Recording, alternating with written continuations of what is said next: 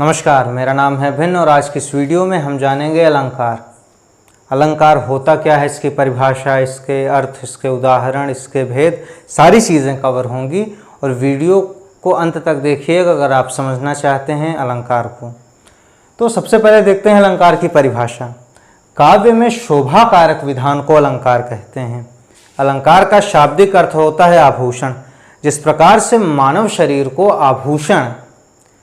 आभूषित करते हैं, उन मानव शरीर का सौंदर्य बढ़ाते हैं, ठीक उसी प्रकार से ये जो अलंकार होते हैं वो काव्य के शरीर के शोभा कारक तत्व होते हैं जो काव्य में जुड़कर काव्य की सुंदरता में चार चांद लगाते हैं।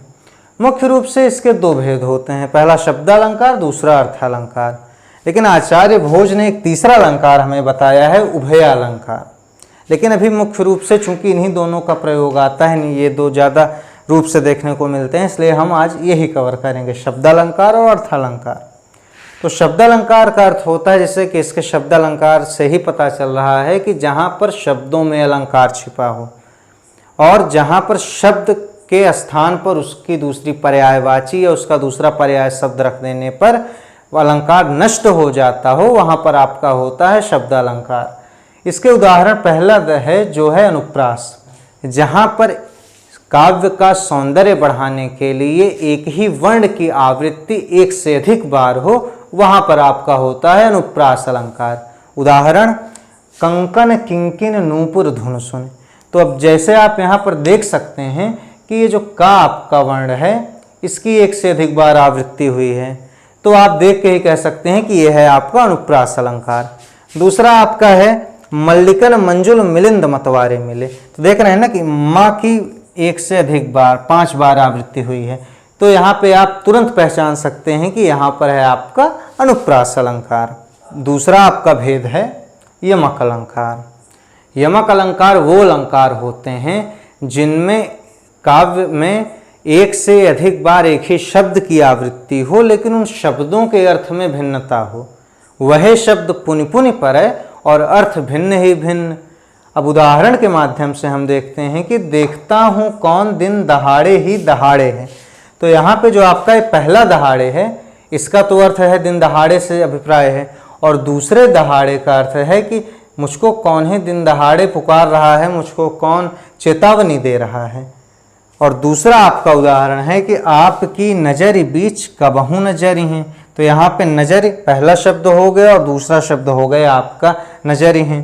पहले का अर्थ है कि आपकी छत्र छाया में, आपके देख रेख में, और दूसरे का है कि मुझको कोई कुछ भी बिगाड़ नहीं सकता, नजरी हैं, मेरा कोई कुछ नुकसान नहीं कर सकता।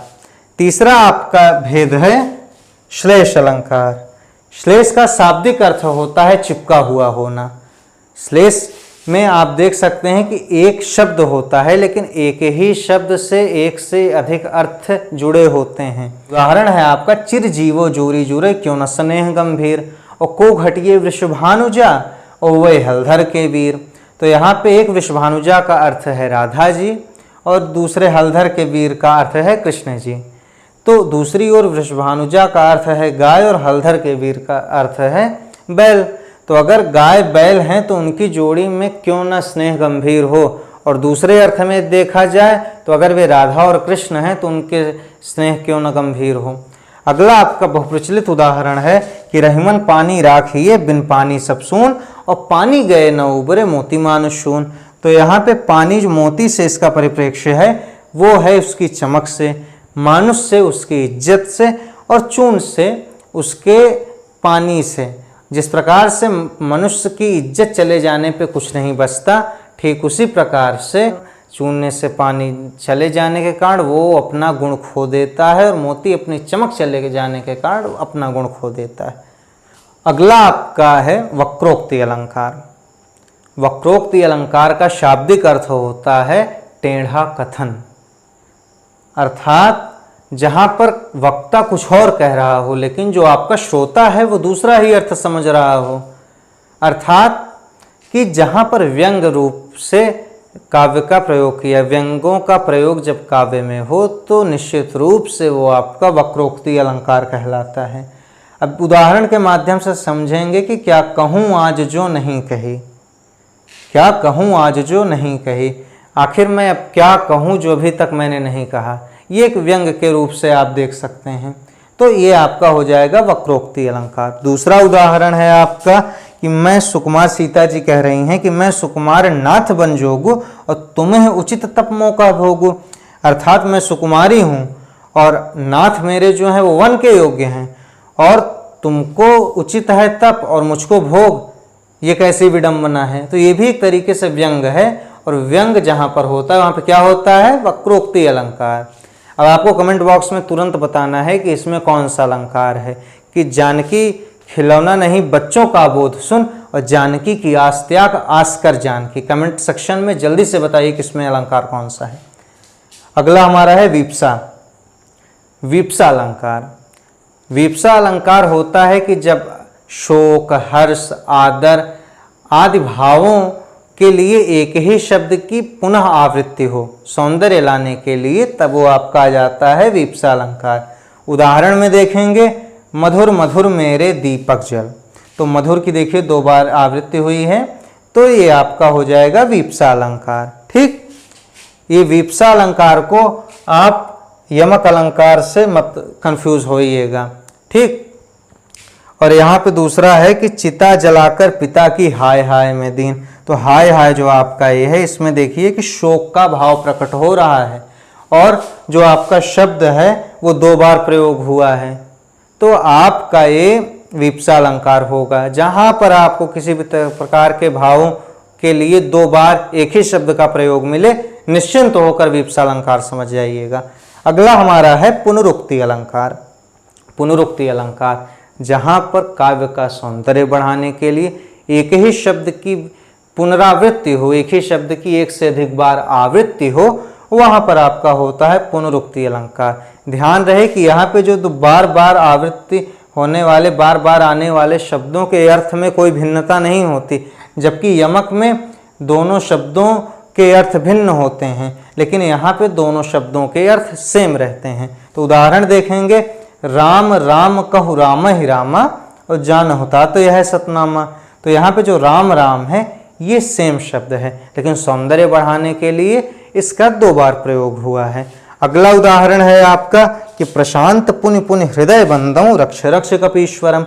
तो यहाँ पे पुनि पुनि और रक्ष रक्ष ये जो दोनों शब्द हैं इनकी आवृत्ति हुई है। आप देख सकते हैं कि इन दोनों के अर्थ भी सेम हैं और आवृत्ति भी 1 से बार अधिक है। तो हमारा कौन सा अलंकार होगा, पुनरुक्ति अलंकार।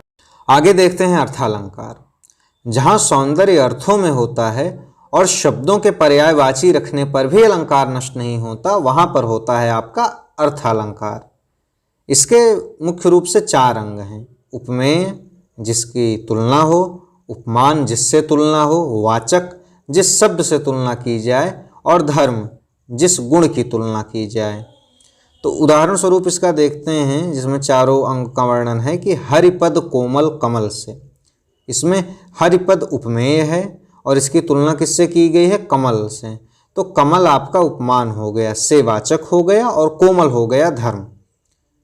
अब इसका पहला अलंकार का भेद है अर्थालंकार का उपमा अलंकार।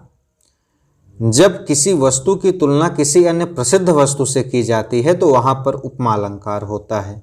यदि हमें पंक्तियों में तुलना के लिए सरिस, यथा, जैसे, इव, सा, से, सी, सम, समान आदि शब्द दिखें तो हमें आंख बंद करके यह मान लेना चाहिए कि यहाँ पर निश्चित रूप से उपमा अलंकार है। उदाहरण स्वरूप देखते हैं, प्रात नभ था बहुत नीला शंख जैसे। इसमें प्रात नभ की तुलना नीले शंख से की गई है और जैसे आपका वाचक शब्द है। तो ये एकदम स्पष्ट है कि जैसे की मौजूदगी के कारण ये जो आपकी वाक्य है इसमें उपमा अलंकार की मौजूदगी आ जाती है। अगला उदाहरण है, असंख्य कीर्ति रश्मियां विकीर्ण दिव्यदाह से। यहाँ पर देखिए तुलना है तो सी शब्द का प्रयोग हुआ है, वाचक शब्द आपका सी है। यही एक शब्द सी ही स्पष्ट कर दे रहा है कि प्रस्तुत पंक्ति में उपमा अलंकार है। दूसरा अलंकार है हमारा रूपक। इसमें गुण की अत्यधिक समानता के कारण उपमेय को उपमान का रूप दे दिया जाता है। अन्य शब्दों में यदि कहें तो जहाँ पर उपमेय और उपमान के बीच के भेद को खत्म कर उसे एक कर दिया जाता है, उसको एक रूप कर दिया जाता है, वहाँ पर आपका होता है रूपक अलंकार। उदाहरण देखते हैं, प्रीति नदी में पाँव न बोरे, यहाँ प्रीति और नदी में एक रूपता है। दूसरा उदाहरण है, सुजन कष्ट पा रहे गेहूं संग घुन ज्यों। अगला आपका अलंकार है उत्प्रेक्षा अलंकार। जहाँ उपमेय और उपमान में अत्यधिक समानता के कारण रूप में उपमान की संभावना की कल्पना की जाए, वहाँ उत्प्रेक्षा अलंकार होता है। इसके बोधक शब्द हैं मनु मानो मानहु जनु जनहु जानो इव ज्यों आदि। अर्थात जिन पंक्तियों में ये अभी जो मैंने पहले बताया ना शब्द, ये शब्द हों वे उत्प्रेक्षा अलंकार के उदाहरण होते हैं। उदाहरण है कि मानो हवा के जोर से सोता हुआ सागर उठा। मानो यहाँ पर है तो इस मानो के कारण समूची पंक्ति आपका हो जाएगी उत्प्रेक्षा अलंकार का उदाहरण। दूसरा उदाहरण है, झुके कूल सो जल परसन हितु मनहु सुहाए। मनहु यहाँ पर है तो आपका उसके कारण ये हो जाएगा उत्प्रेक्षा अलंकार। अगला अलंकार है चौथा अलंकार अतिशयोक्ति। जब लोक मर्यादा का अतिक्रमण या उल्लंघन कर किसी वस्तु की अतिशय का वर्णन कर दिया जाता है, तब वहाँ अतिशयोक्ति अलंकार होता है। आसान शब्दों में यदि कहूँ तो जो कवि होते हैं वे किसी पंक्ति को सुंदर बनाने हेतु, उसमें सौंदर्य बढ़ाने हेतु इतना ज़्यादा बढ़ चढ़ कर बोलते हैं और जो चीज़ें संभव नहीं हैं वह भी लिख देते हैं। जब ऐसे वाक्य आपको दिखें जो दूर से ही झूठे और असंभव लग रहे हों तो एकदम निश्चिंत होकर ये समझ जाइए कि ये अतिशयोक्ति अलंकार है। उदाहरण देखते हैं कि जीवन की कपि आस न कोय, कन गुरिया की मुनरी कंगन होए। इन पंक्तियों में देखिए कि क्या कभी हाथ की अंगुली की अंगूठी, हाथ ज़्यादा पतला होने के कारण हाथ का कंगन हो जाएगी? इसे मतलब देख कर ही लग रहा है कि बात अधिक बढ़ा चढ़ा कर बोली गई है, तो ये आपका हो जाएगा अतिशयोक्ति। अगला उदाहरण है कि आगे नदियाँ पड़ी अपार, घोड़ा कैसे उतरे पार, और राणा ने सोचा इस पार, तब तक चेतक था उस पार। यह भी आपका अतिशयोक्ति है क्योंकि बढ़ा चढ़ाकर इसमें बात की गई है, जो संभव चीज़ है उसका वर्णन किया गया है। पांचवा हमारा अलंकार है मानवीकरण। जब अमूर्त को मूर्त, जड़ को चेतन अथवा निर्जीव को सजीव की भांति दर्शाया जाए, तब वहाँ मानवीकरण अलंकार होता है। मुख्यतः प्राकृतिक वस्तुएं जैसे पेड़ पौधे, बादल आदि का ही सजीव रूप दिया जाता है, उन्हीं को सजीव रूप दे के मानवीकरण अलंकार ले आया जाता है। उदाहरण देखते हैं, धूप धरा पर उतरी, जैसे शिव के जटाजूट पर नभ से गंगा उतरी। प्रस्तुत पंक्तियों में धूप का मानवीकरण किया गया है। दूसरा उदाहरण है, मेघ आए बड़े बंठन के समर के। हमारा छठवां अलंकार है विरोधाभास अलंकार। काव्य में जहाँ पर परस्पर विरोधी बातों का संयोग एक साथ दिखाया जाता है, वहाँ विरोधाभास अलंकार होता है। यदि इसका शाब्दिक अर्थ देखा जाए तो जहाँ काव्य की पंक्तियों में विरोध का आभास हो, विरोध न होते हुए भी, वहाँ पर आपका होता है विरोधाभास अलंकार। उदाहरण देखते हैं, नाश भी हूँ मैं अनंत विकास का क्रम भी, और त्याग का दिन भी चरम आसक्ति का तम भी। इन पंक्तियों में आप देख सकते हैं कि दो अलग अलग बातों को एक साथ दिखाया जा रहा है। नाश और विकास, त्याग और आसक्ति, ये शब्द आपस में विलोम हैं और इन विलोम शब्दों की पंक्ति में उपस्थिति ही विरोधाभास अलंकार प्रकट करती है। अगला उदाहरण है, धीर मूर्ति राम अधीर अश्रुधार जड़ी। राम भगवान की जो धीर धैर्यवान हैं, उनके धैर्यवान होने के बावजूद भी अधीरता में हो जाने के कारण उनके आंखों से अश्रु गिर रहे हैं। ये विरोध का भाव है, इसलिए यहाँ भी विरोधाभास अलंकार है। अगला अलंकार है विभावना अलंकार। जहाँ पर कारण के बिना भी कार्य होने का वर्णन हो, वहाँ विभावना अलंकार होता है। उदाहरण देखते हैं कि बिन बदरेह घन बरसय, बिन दीपक उजियार, और दास नवल बिन रवि उदय, बूझो कौन भंडार। अब इन्हीं पंक्तियों में आप देख लीजिए, क्या बिना बादल के कभी वर्षा हो सकती है, या बिना दीपक के उजाला, या बिना कारण के कार्य हो सकता है? मतलब आप ये समझिए कि बिना कर्ता के कर्म हो जाए जहाँ पर, वहीं पर आपका होता है विभावना अलंकार। अगला उदाहरण है, मूक भी हुए प्रगल्भ हो गई कृपा ज्वल। अभी इसमें इस उदाहरण में आप देखिए, क्या कभी मूक ज़्यादा बोलने वाले वाचाल हो सकते हैं? लेकिन ये काव्य में सुंदरता लाने के लिए, पंक्ति में सुंदरता लाने के लिए इन दो शब्दों का विरोधी, परस्पर विरोधी शब्दों का प्रयोग हुआ है, जिस कारण से ये विभावना अलंकार के उदाहरण हो गए हैं। अगला उदाहरण है असंगति अलंकार। जब कारण कहीं और हो और कार्य कहीं और हो रहा हो, कार्य कहीं दूसरे स्थान पर हो रहा हो, तब वहाँ पर असंगति अलंकार होता है। इस अलंकार में कार्य तथा कारण का स्थान अलग अलग दृश्यमान होता है। उदाहरण स्वरूप, हृदय घाव मेरे पीर रघुवीर है, अर्थात यहाँ पर लक्ष्मण जी को घाव हुआ है, लेकिन रघुवीर जो हैं राम जी, उनको पीड़ा हो रही है। तो कार्य तो कहीं दूसरी जगह हो रहा है, लेकिन कारण जो है वो कहीं और है। दूसरा उदाहरण है, उर्मे बिजली सी चमकी नैनों में जल भर आया। जब भाई हृदय में बिजली चमकी है तो नैनों में क्यों जल आएगा?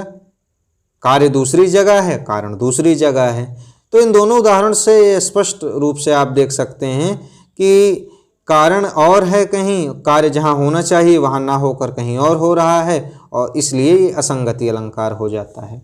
तो साथियों, यह था अलंकार पर वीडियो। अगर आपको अलंकार विषय से और कोई भी डाउट हो और कोई भी समस्या हो तो निश्चिंत बेफिक्र होकर आप हमें कमेंट सेक्शन में पूछिए। कोई भी राय हो, कोई भी सुझाव हो, कमेंट बॉक्स में हमसे बताइए। और अगर चीज़ें बताई हुई समझ में आई हों तभी इस चैनल को सब्सक्राइब और वीडियोस को शेयर करिएगा। मिलते हैं अगली वीडियो में नए टॉपिक के साथ। बहुत बहुत धन्यवाद।